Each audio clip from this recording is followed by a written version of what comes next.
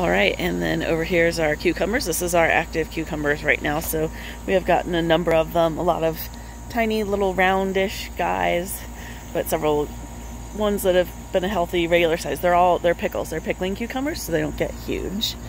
The berries are all back over here and along that corner, and they're largely just done for the year. But what we do have back there, the flowers, you can maybe see our 4 o'clocks, which are supposed to be a natural deterrent, so to speak, for Japanese beetles and some of those other kind of bugs that like to eat the leaves on your berry plants and other squashes and stuff like that. So they actually are tasty but toxic to the beetles, so I'll leave that thought with you.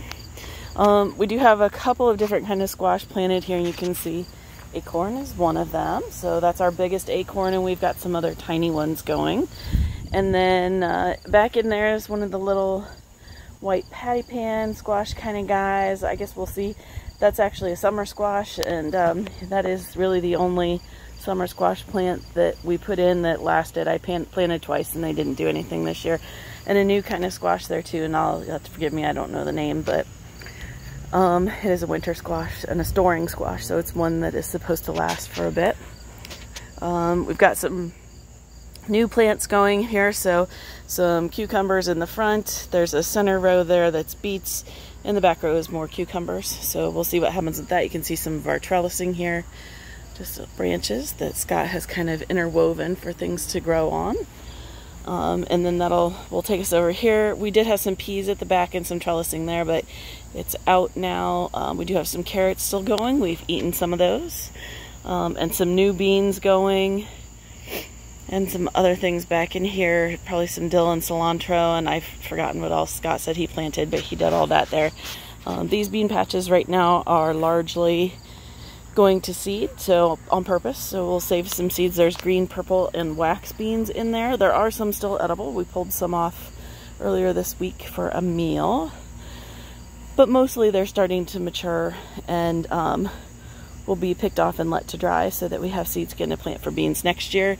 You'll see these throughout the garden, zinnias. We've got a couple of different spots where they're growing, and they are a big attractor of butterflies. We've had a number of monarchs, and also, more importantly, hummingbirds. So we get a fair amount of hummingbirds there.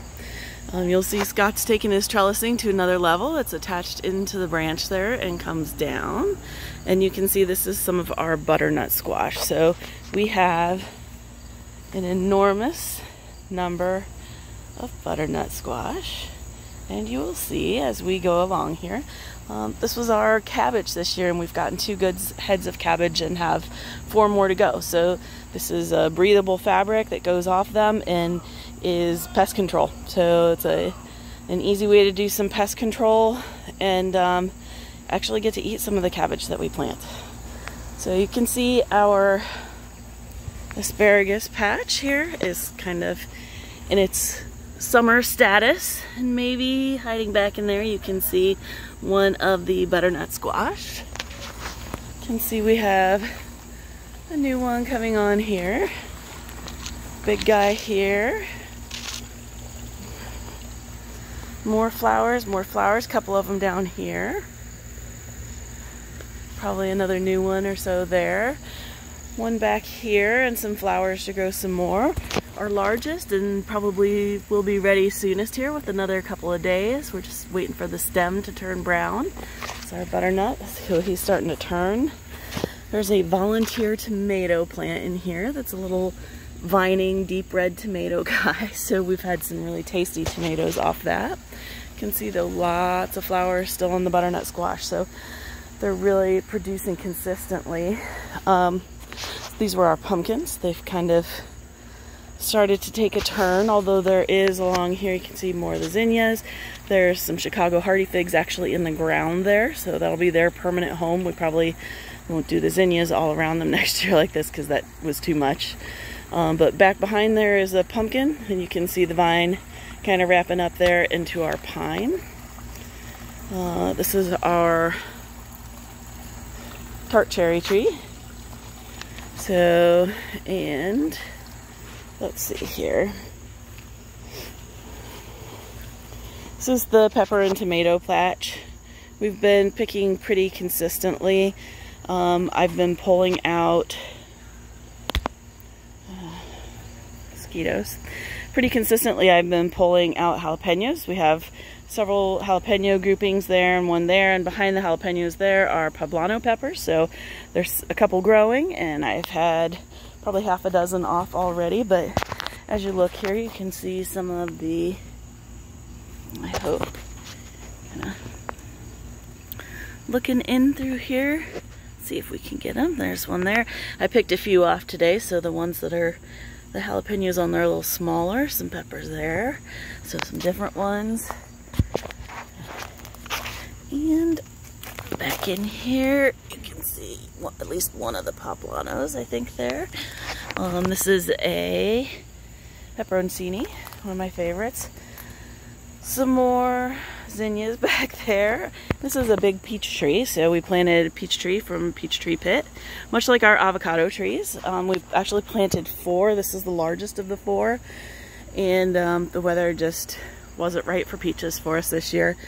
And then you can see some of the red in the tomatoes through there. Several different kinds of cherry tomatoes. The Roma tomatoes are really coming on. We've got kind of in the distance there, I don't know if you can see it or not, a tomato species that starts out purple and green and matures to red and brown. But let's see if we can find a good one that kind of really demonstrates that. There, this one was giving us fruit the earliest, so it's pretty well picked. We've actually had several dozen tomatoes from there.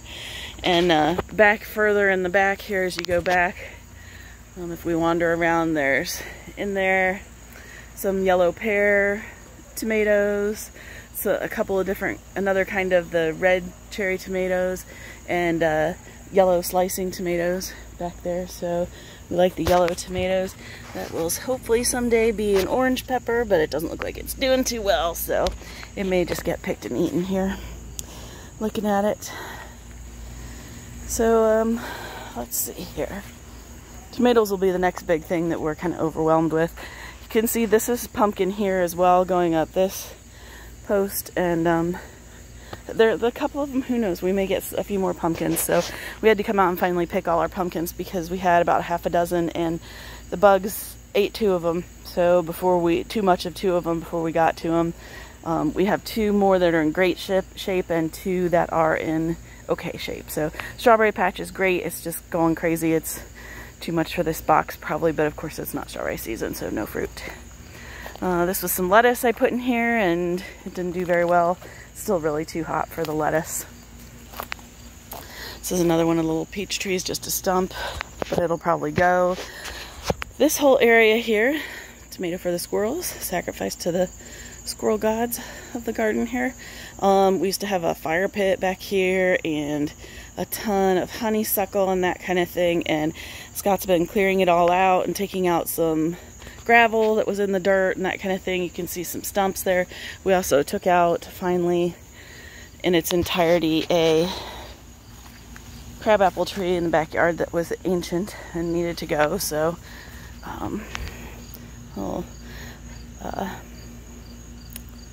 little flower there for us. It's a volunteer. So the marigolds are nice to have in your garden, though. We have several volunteers throughout the garden. This year we didn't actually plant any. Oh, I missed probably one of the better parts again here, where that's pretty much everything except for these last 2 boxes, which you maybe saw in the background, but there are some onions in there. Those are relatively new, couple of weeks they've been in there. That is a chamomile plant, and then 2 kinds of oregano, golden and Italian or regular Greek oregano, maybe, I don't know what they call it, but kind of a more traditional oregano. There's also a little thyme in there that gets some pretty flowers, but it's a weird flavor one, so we don't really eat it.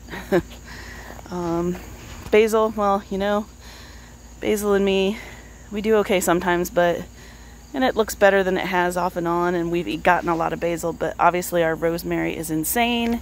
The good thyme here, 2 different kinds of that, but the good stuff, and of course a bit of sage. So now we're kind of back here. You can see, I think there's another butternut. It's the one we saw from the front. So, and back here behind this is the old dill and the old cilantro.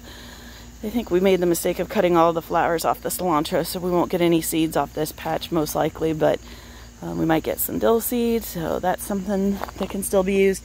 And then we'll try and collect some cilantro and dill seeds from either this patch, these two patches that are over here, or there are some back in behind the tomatoes as well, and the peach tree back in there as the yard goes back. So that's it. It's messy, of course. Sorry to have you see all that, but it's not totally overrun with mosquitoes today, so we've been able to enjoy that, and a little bit cooler weather, so that's been nice too.